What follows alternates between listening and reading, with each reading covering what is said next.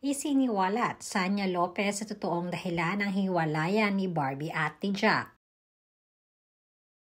Kakapasok pa lamang ng taong 2025 ay bumulaga na kaagad ang kauna-unahang hiwalayan ng taon.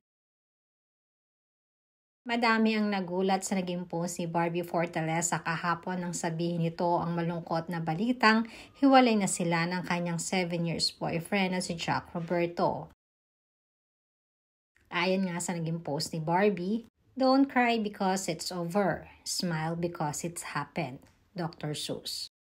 "Having you in my life was the happiest I had ever been. 7 wonderful years.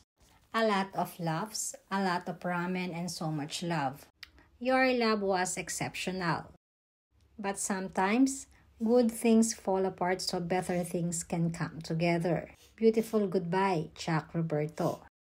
Thank you for loving me the way you did. I am excited for what's to come for the both of us. You take care of yourself. May you find love you deserve. I hope for everyone's understanding and I wish you can help us put these matters to rest." Kaya naman hindi rin maiwasan ng mga netizens na matanong ang saloobin ng kapatid ni Jack Roberto na si Sanya Lopez. Yes, sa hindi po nakakaalam, si Jack at si Sanya ay magkapatid sa totoong buhay.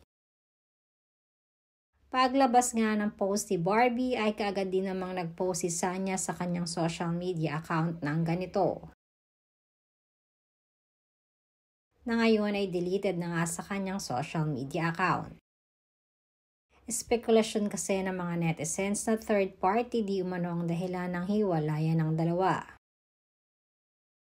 Patunay din di umano ang post na ito ni Sanya dahil sa kapatid niya itong si Jack, kaya naman meron din di umano itong side of his brother's story. Matatanda ang nagkaroon ng konting paglilink noon sa GMA star na si David Licauco at kay Barbie Fortaleza. At sinasabing maaaring ito nga ang dahilan kaya unti-unting lumamlam ang relasyon ni Barbie at Jack. Maraming fans naman ni Barbie at Jack ang umaasang sana'y di umano ay hindi totoo ang mga espekulasyon na ito na third party ang dahilan ng kanilang paghiwalay.